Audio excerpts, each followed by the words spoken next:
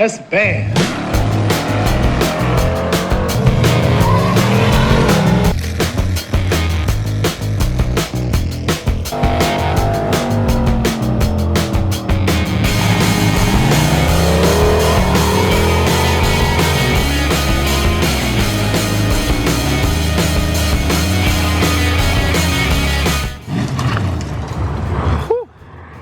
All right, what's going on, guys? Josh here, DD Speed Shop. Seems appropriate because today we're getting back to work on the 55. Now, I still have pretty much all of the body work to do and still put a floor in it. But I got the trans cross member and the motor mounts in the other day, so we can start getting the engine and everything mocked up so that we can kind of test fit everything. Now, yes, spoiler alert, we are putting an LS in this thing. I was this close to putting like a Gen 6 big block in it. Finding like a 90s GM truck, like a 3500, and just taking the 454 and 4L80 out of that thing and just plopping it right in this. I was really close to doing that, but that's not really what I wanted. It would have been super hot rod. These cars are great with big blocks in them, and who knows, maybe someday there will be a big block in this thing. I'm not going to stay LS forever. I plan on this thing being sort of like my Crusher Camaro, where the car will stay, but the engine and transmissions and everything will come and go. So maybe someday there will be a manual in this thing. Who knows? But for this first incarnation, we are putting an LS in it. It's going to be 4L80, and I'm going to put that supercharger on it. That do be our plan. Now, here is the block that I was going to build for it. This is an aluminum 5.3. Just had it cleaned and new cam bearings put in at the machine shop. That's why it's all wrapped up. So that thing's all ready to go. But I haven't been able to find a good crank for it. I know I could send one out, have it turned, things like that. There's parts stores, but I was wanting to find a good crank for cheap. So I've just been holding out buying one. Like, I've seen them for 150 bucks, but I was like, I know that I can find a good 5.3 crank for like 50 bucks somewhere. But it wasn't a real priority to go pick one up because I wasn't planning on doing anything with it anytime soon. I do need to use that damper though off that motor, so got to save that. And those are good 243 heads with good valve springs for the cam that's in that I also have to rob out. But plans change. We're no longer using that motor because, one, that one needs to be built, and I have a new motor for it. Now, the other day, a very nice gentleman named Dwayne, I'm not going to get into his personal business, but he sent me a message saying that, hey, I've got these two motors. I don't really have a use for them anymore. I'll sell them dirt cheap. So I went and picked them up. Now, the first one we've got hanging out here, this is an LQ4, virtually identical to the motor we're putting in the S10 here. 6.0 iron block, not really anything special, but fun note, this one does have the flat flex plate, if you remember putting the transmission in this. Yeah, this he said this one had low oil pressure starting. He thought it was either the oil ring on the pickup or the cam plate, because those have the O-ring and they'll weep off pressure and everything like that. They did put a new oil pump in it at the shop, and he was like, it's not going to fix it. It didn't fix it, still had low oil pressure, so that's kind of the story with that one. That's not the one we're using though. This is the one we're using. You'll know right away, this valley cover, a little suspicious. Here's the Gen 3 valley cover. And here's our little brain epicenter here. Now, this is an aluminum 5.3, an LC9 to be exact. I know, LSs have a bunch of designations that confuse everybody. The basic gist of it is this is an aluminum 5.3 out of like a 2010 Yukon or something like that. So it does have the 799 heads, if this will focus. This does have the Gen 4 rods and everything. It is 58X, which I don't really mess with a lot of 58X stuff. Most of what I do is 24X in that. This is 24X. Jack is 24X. James Brown was 24X, because that's his motor over there. Goldie Hawn was 24X. Basically everything I do is 24X just because it's so much cheaper. But yeah, this is Gen 4 bottom end, 9.9 to 1 compression, because this has the flat top pistons with the 799 heads. The big thing that sucks butt about these is they are DOD. So this does have a collapsed lifter in it, but we're not going to worry about that. We're going to ditch all those DOD lifters and just say sayonara to them. So we will probably use the 243 heads off the other 5.3, because 243, 799s, they're the same head, just different number. Kind of like 706 and 862s. They're the same head. Those, I think, is just a casting difference. The reason they're they have a different number. So yeah, that's the motor we're going to be using in the 55, along with this 4L80 that's been on the trans for a few months now. This one right here. Luckily, we don't have to use this with the Holly. We just need to plug into the side there. And you can see it is a rear lube, so those are a little bit more desirable than the early ones where they both go in the front there. I don't remember the specifics on why, I just know that it is.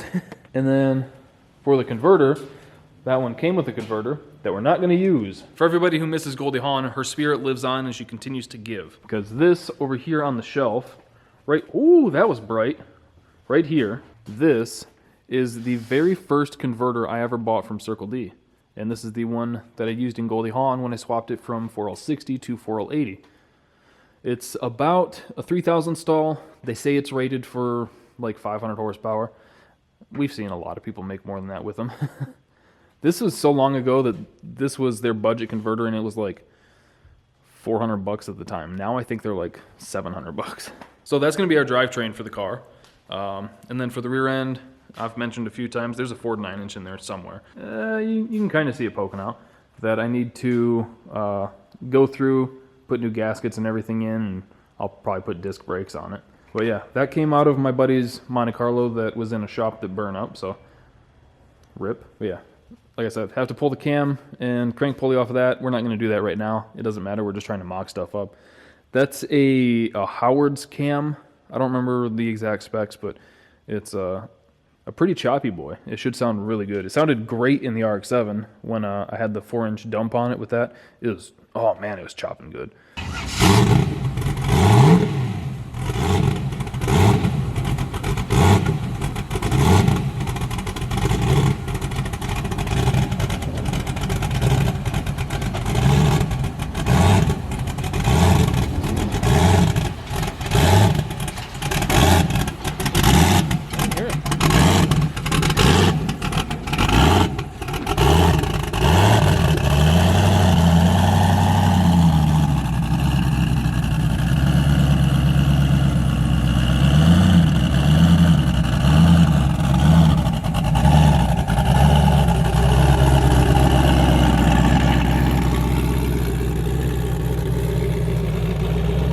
So I got to get this front clip pulled off real quick so that I can show you some of the stuff we have to do to the chassis to get this thing sat in place. And then we'll get to work.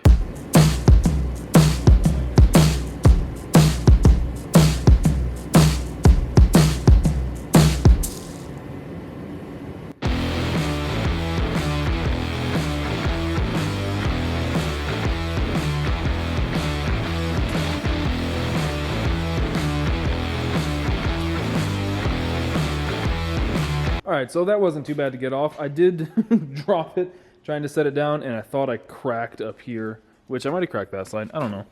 And yeah, it'll be easy to fix though. It's fiberglass. Stuff's durable.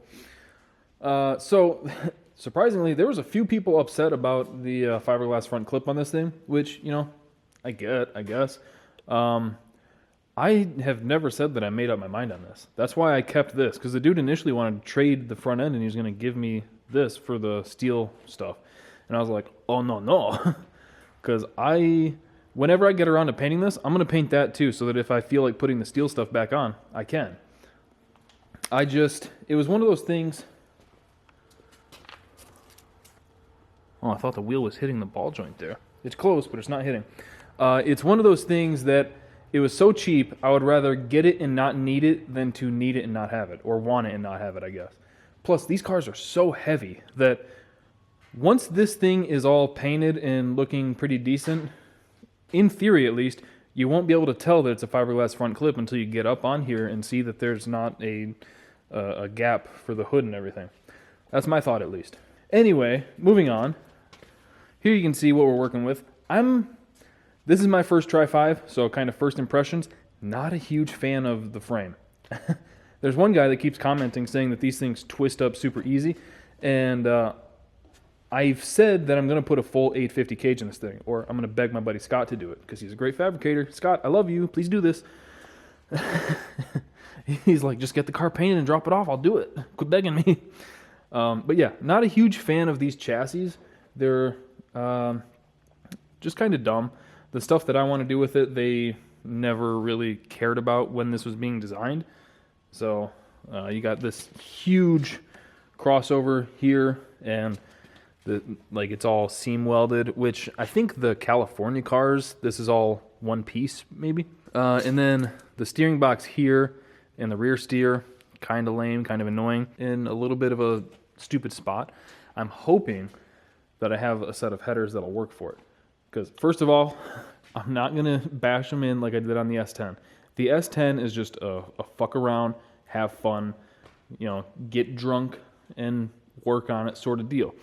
That's not what this is. This, we're gonna take a little bit more care of what we're doing. All of the primary tubes on the headers for this are gonna be intact, okay? Don't fret, they'll be intact. So I've got a set of like Silverado headers, like 99 to 06 headers up there, long tubes, that I have been sitting basically brand new, actually completely brand new. All I did was take them out of the box. I never even mocked them up on the truck. And I have a Y-pipe, but I'm not going to use the Y-pipe. And then I've got another set of long tubes right there that I bought for the RX-7 that had a similar steering box deal here. So we'll see how that works. I might cut these off because I'm not going to need them. We're going to brace everywhere else. So again, for the people who are worried about this thing twisting and being flimsy, I'm going to brace it.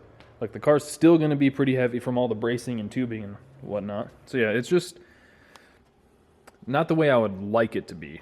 So I'll probably have to put some sort of steering column in it, because eventually I want to put the Mustang rack and pinion in it. Anyway, I'm getting ahead of myself. I need to pull these motor mounts off. Easy. Easy. I should hold on to these. Or, well, I guess the other one was in the car somewhere. But yeah, I got to pull those off because we're not going to use that anymore. Our new motor mounts are going to mount back here. Let me show you these. If any of you guys watch any of Dan's DD Speed Shop's videos, you've probably seen a lot of stuff like this before. I know he likes to use the Dirty Dingo mounts though. This is a kit from Speedway. The motor mounts and the cross member for the transmission were $300. I didn't think that was too bad, considering the Dirty Dingo mounts themselves are like $170, I think. So it's one of those, I could have made my own mounts, but if everything's already engineered and people have done the work to get it in the right spot and everything lines up, sometimes it's just more convenient to spend the extra few bucks. Because this car, I'm probably not going to cut the firewall and move the engine back. This isn't like a max effort race car or anything like that. This is a street car that I want to race the piss out of. So let me grab those mounts that I just sat back down. This goes right there, just like that. So like I said, I could have just got some steel and welded my own bit to there, but I got to cut these rivets off. I'm just going to do the X in the head thing and then fucking nail them out of there. And then drill holes or something. I might just weld it. I don't know. We'll see. Yeah, I can get to the bolt, so I'll probably bolt it. I didn't notice the brake lines were in, well, the brake line was in pretty decent shape on this thing. Like, all this looks like it was replaced not too long ago. So that's our first step, is remove these to get them out of the way, and then cut the rivets off and get these mounts on. I think just to mock things up, I'm not going to have to touch those frame horns, but eventually those are probably going to come off, because I imagine they are going to fuck with my header clearance. Maybe not though, we'll see. So I'm not going to touch them yet. So like I said, first we're going to deal with these mounts here.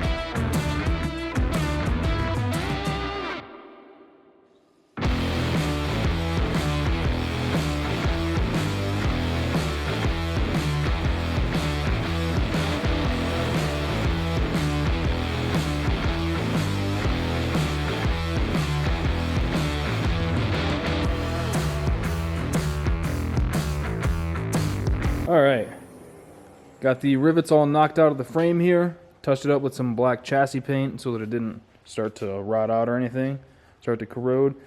And got the motor mounts here, or the frame side mounts. I was warming those up a little bit. Yeah, they're starting to. I just don't want them cold when I paint them. Like this one's still pretty darn cold. So I'm just going to warm them up to like, I don't know, 50, 60 degrees. And then I'll spray those with the chassis paint too. Get those bolted on. And then at that point we're ready to pull that converter out and put the new one in. Get it mated up to the block and everything. And we can start setting it down in here, see how it fits. I'm really hoping that this oil pan clears and I don't have to change it. That'd be really convenient. I talked to someone on Instagram a few months ago about their buddy's LS Swap 55, and he was using just a normal truck pan and said it cleared, but it hung a little low. So we'll see.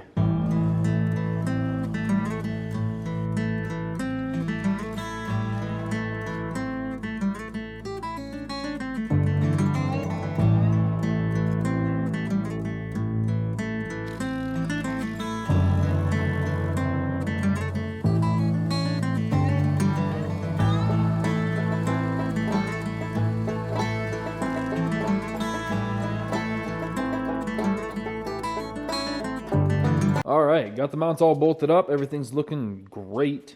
So, you'll notice I did the same thing I did on the S10, where when the bolts are on the inside, I'll just feed a wire through, tape the end of it like that, and pull it through, and then I can get a wrench on this side. It's so much easier. So, we are just about ready to mate the transmission up to the engine. Like I said earlier, I have to swap the converter out.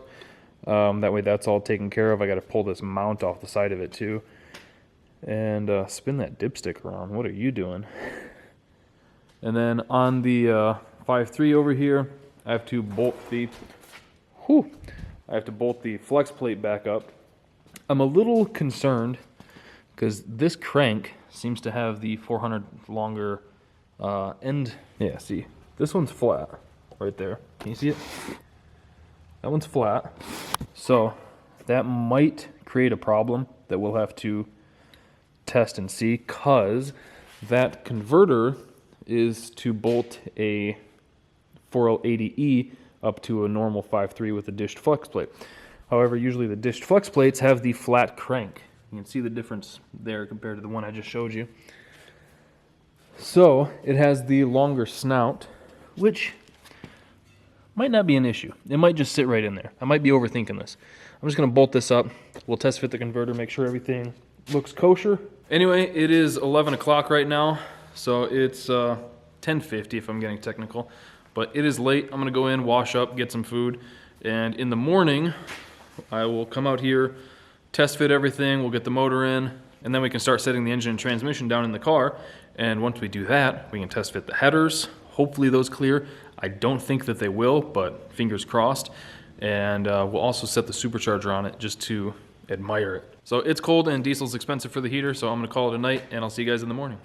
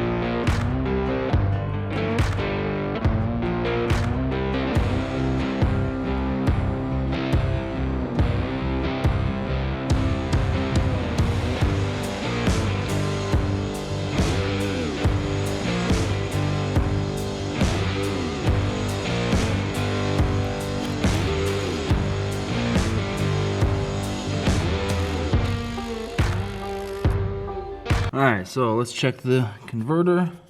It moves nice and freely, so that's good. Right now the converter's pushed all the way back up against the pump, so we'd want to bring it forward like 1/8 of an inch or so. And I don't know how well you guys can see, but here, let me. Looks like we should be good. Should be perfect, actually. So that's how we're going to bolt up our 4L80 to our 5.3. Now we can move on to getting the motor mounts on the block, and once that's all in place, we can start setting it down in the car.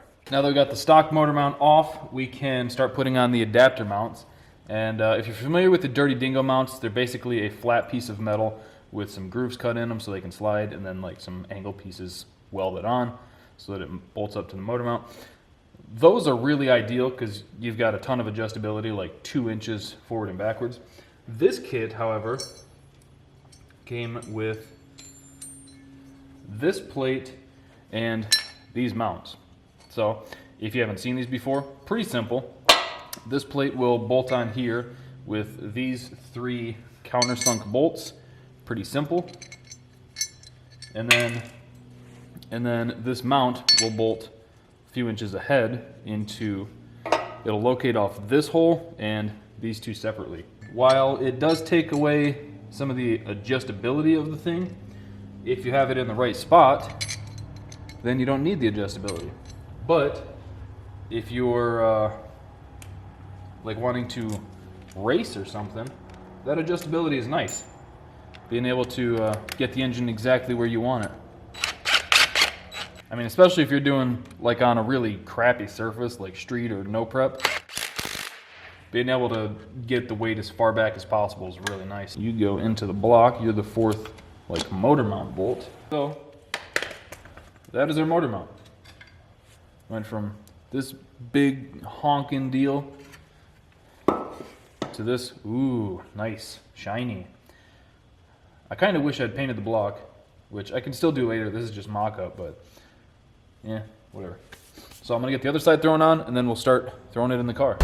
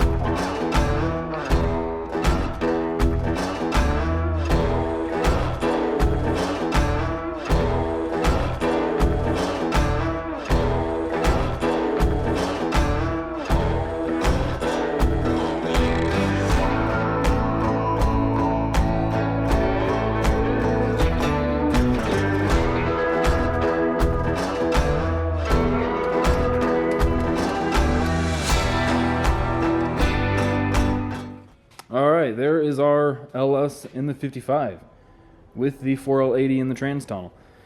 Trans tunnel needs to be massaged a little bit. The engine can't tilt to where I think it wants to sit. Maybe it can, I don't know. It's hard to tell with the front end up, trying to get the angle of the transmit or the engine and everything. So maybe it can fit just fine. But we are getting screwed by the steering shaft.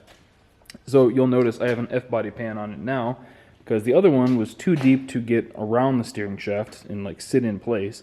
Once it was in place, I think it would have been fine. But trying to get it in there with the transmission, no go.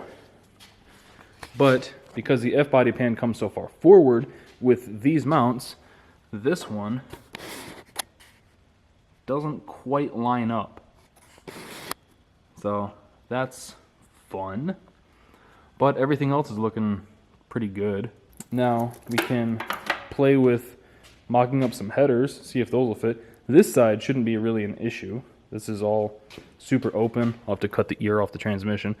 The biggest hurdle is that little crossmember brace there, or mount. This side, you know, trying to fit around the steering box might be a pain in the butt, might not. Not really sure yet. So I'm gonna go get those Silverado headers, see if those clear, which I kind of don't think they will, but it's worth a try. And if they do clear, that's something worth noting for everyone. All right, there's no chance of these fitting, right? Especially not from up top. Yeah, we'll try from underneath.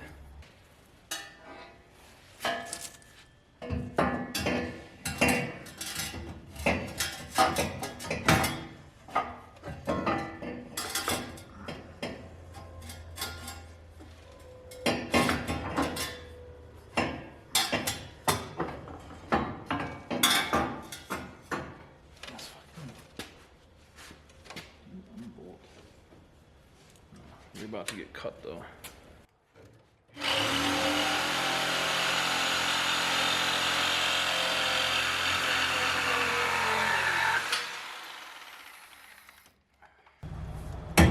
Oh, dude, it's so close.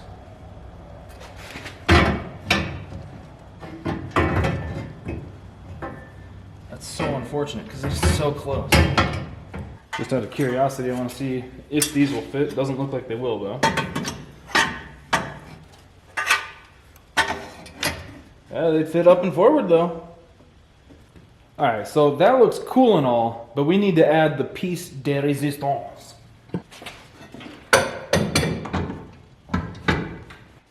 Woohoo, that looks cool. That looks real cool. I think there's one more thing that we should probably set on this whole girl. Okay. I gotta try to remember how the frick this thing goes on. I think you went up here.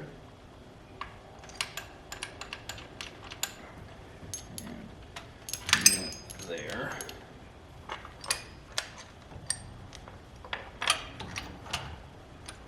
Something like that. Maybe? That looks pretty sweet. I am noticing, however, that there's going to be some fitment issues with this blower. I can probably angle it and do an elbow right out of it through here. Huh. And that's not the water pump we're going to be using, so I'm not worried about that.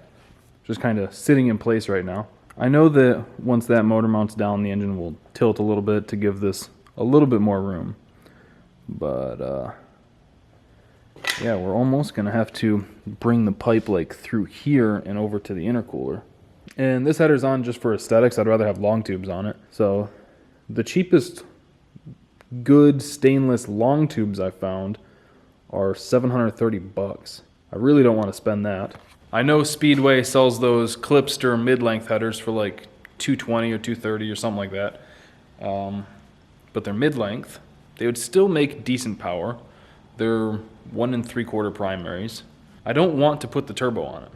I still have that Precision 88 that's sitting on the Mustang right now that I could put on this, but I'd rather have the blower on it.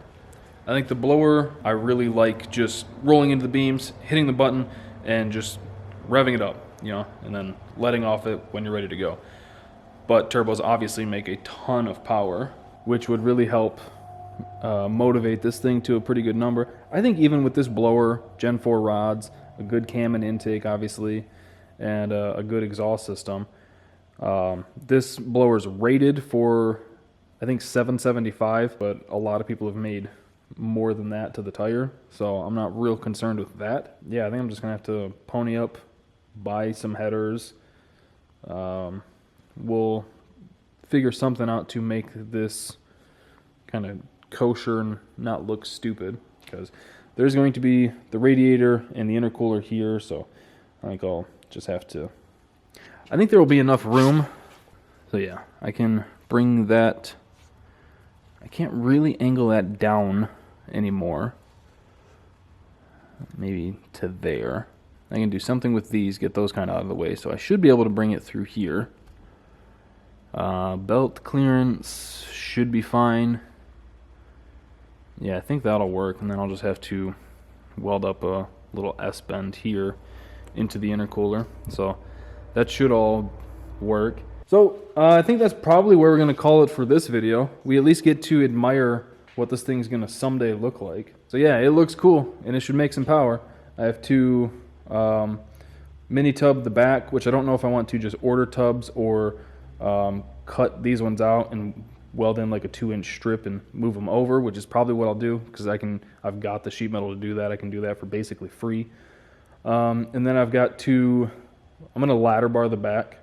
Ladder bars bite really hard, and with a 4-link, there's just too much adjustability. I'll end up overthinking everything.